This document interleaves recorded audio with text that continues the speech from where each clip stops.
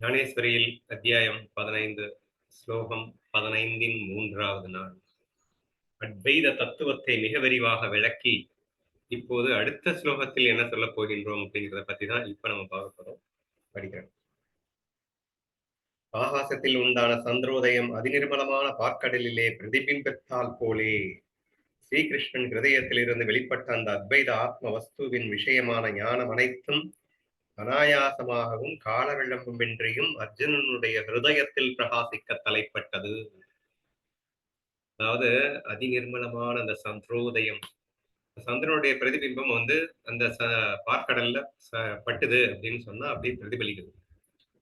அந்த மாதிரி அப்படின்னா என்ன அர்த்தம்னா, கண்ணன் இதுவரைக்கும் பேசிய அந்த அத்வைத தத்துவ சித்தாந்தங்கள் அப்படியே அர்ஜுனனுடைய மனசுக்குள்ள போயிட்டு ரெஃப்ளெக்ட் ஆகுது. சரியா? ஒண்ணும் இல்ல, கம்ப்ளீட் வாங்கிட்டு அப்படியே அந்த சுரூபமாகவே அர்ஜுனன் மாறி நிற்கிறான் அப்படின்னு அர்த்தம். ஓகேவா? ஒரு சுவற்றில் எழுதின சித்திரம் முழுமையும் பளபளவென்று செய்து வைக்கப்பட்டதாகவும் அதன் பக்கத்திலேயே நிலை பெற்றதாகவும் இருக்கும் மற்றொரு சுவற்றில் பிரதிபிம்பித்து காணப்பட்டார் போலே வைகுண்டத்திலிடத்திலும் அர்ஜுனனிடத்திலும் இந்த ஆத்ம தத்துவ ஞானம் பிரகாசித்துக் கொண்டிருந்தது. பக்கத்திலேயே நிலை பெற்றதாக இருக்கும் மற்றொரு சுவற்றில் பிரதிபிம்பித்து காணப்பட்டார். அதாவது ஒரு சுவர்ல இருக்கக்கூடிய பிரதிபிம்பம் இன்னொரு சுவர்ல பிரதிபிம்பத்து தெரியுது. நான் இருக்கேன், எனக்கு முன்னாடி கண்ணாடி இருக்கு, கண்ணாடியிலே எவரும் தெரியுது, இங்க நான் இருக்கேன், அப்படியே அச்சு பிசகாம there is no difference at all, அப்படியே அங்க தெரியும் இல்லையா? அந்த மாதிரி இந்த கண்ணன் மனசுக்குள்ள இருந்து அந்த அத்வைத தத்துவத்தை எப்படி சொன்னானோ அப்படியே அர்ஜுனன் கிட்ட போயிருச்சு அப்படின்னு அர்த்தம் இருக்கு. சரியா? வைகுண்டத்திலும் அர்ஜுனனிடத்திலும் அந்த ஆத்ம தத்துவ ஞானம் பிரகாசித்துக் கொண்டிருந்தது. வைகுண்டத்துல கண்ணன், அர்ஜுனன் இவங்க ரெண்டு பேருக்குள்ள அந்த ஆத்ம தத்துவம் ஒரே மாதிரியா பிரகாசிக்குது.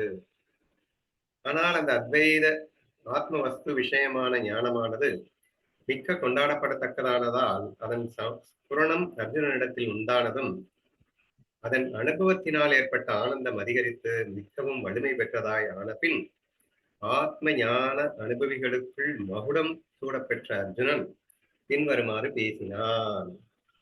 ஸோ குவைட் நேச்சுரலி அத்வைதானந்த அனுபவம் கிடைச்சா எப்படி இருக்கும்? ஸோ அது கிடைச்சிருச்சு அர்ஜுனனுக்கு. பயங்கரமான ஒரு எக்ஸ்ட்ரீம் பீக் ஹாப்பினஸ், சச்சிதானந்த அனுபவத்தில், ஆத்ம அனுபவத்தில் அவன் நிலை ஆனந்தத்தில் அதிகரித்து மிக்க வலிமை பெற்றதாயானதில் ஆத்ம ஞான அனுபவிகளுக்குள்ளேயே மகுடம் பெற்றதான அர்ஜுனன். ஆத்மா அனுபவம்னா எல்லாமே ஒரே அனுபவம் தான். எல்லாரும் ஆத்மானா ஆத்மாவுக்கு ஒரு அனுபவம் தான். But based on that practice அப்படிங்கிறத வேணா வச்சுக்கலாம். முழுமையான 100% ஆத்மாவை முழுமையா ரியலைஸ் பண்ணக்கூடிய மகுடம் அப்படின்னா மிகவும் சிறந்த ஞானத்தில் மிகவும் சிறந்த ஞானிகள். நம்ம ஞானதேவர் என்ன சொல்லுவாங்கன்னா, ஞானியான்சா ஞானி ஞான ராஜா அப்படின்னு சொல்லுவாங்க. அப்படின்னா என்ன அர்த்தம்னா, ஞானிகளுக்கெல்லாம் ஞானியான ஞானத்தின் தலைவனான ஞான தேவன் அப்படின்னு இவங்க சொல்லுவாங்கன்னு வச்சுக்கோங்களேன். அந்த மாதிரி வச்சுக்கோங்க. சரியா? அதன் அனுபவத்தால் ஏற்பட்ட ஆனந்தம் அதிகரித்து மிகவும் வலிமை பெற்றதாயான பின் ஆத்ம ஞான அனுபவிகளுக்குள் மகுடம் சூட பெற்ற அர்ஜுனன் பின்வருமாறு பேசினார். என்ன சொல்றான்னு பார்ப்போம். ஐயா, நீர் உம்முடைய வியாப்தியை நிரூபித்துக் கொண்டு வரும்போது தேவரே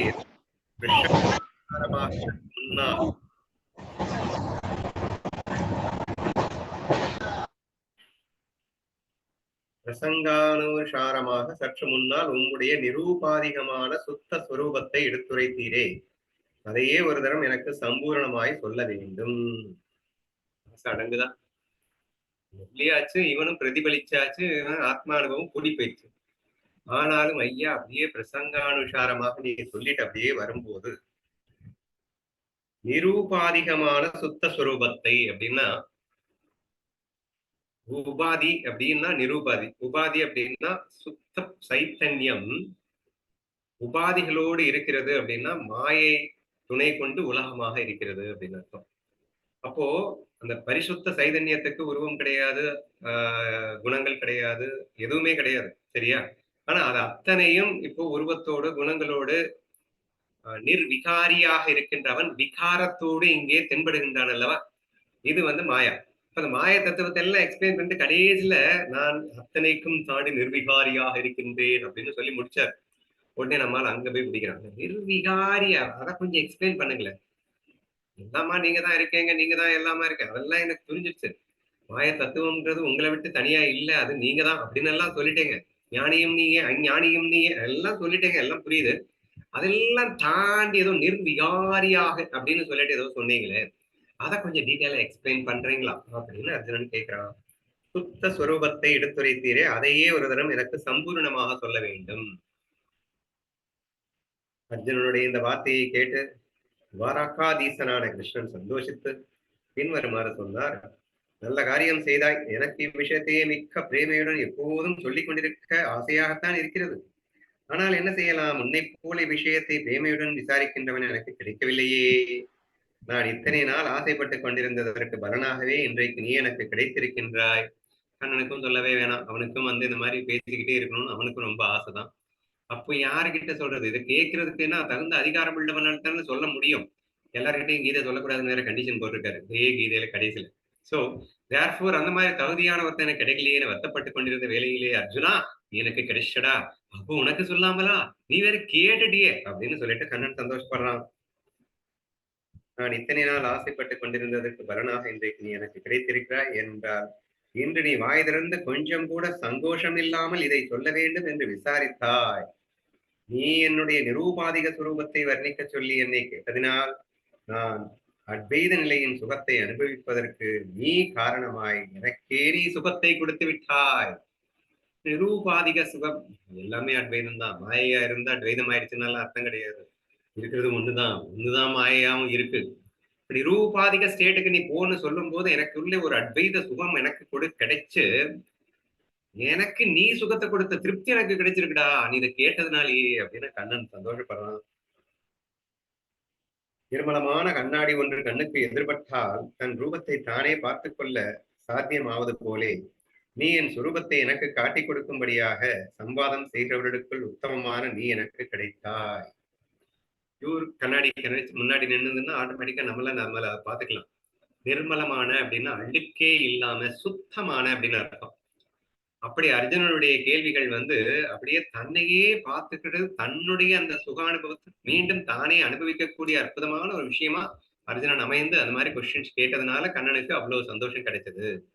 தன்னுடைய ஆத்மஸ்வரூபத்தையே நான் அனுபவிப்பதற்கு நீ காரணமாக இருந்தாய்னு சொல்லும்படியா அமைஞ்சது அப்படின்னு சொல்லி அவன் இந்த கேள்வி கேட்டதுக்கு அவ்வளவு சந்தோஷப்படுறாரு. தன் ரூபத்தை தானே பார்த்துக் கொள்ள சாத்தியமாவது போலே நீ என் சுரூபத்தை எனக்கு காட்டிக் கொடுக்கும்படியாக சம்வாதம் செய்வதற்குள் உத்தமமான நீ எனக்கு கிடைத்தாய்.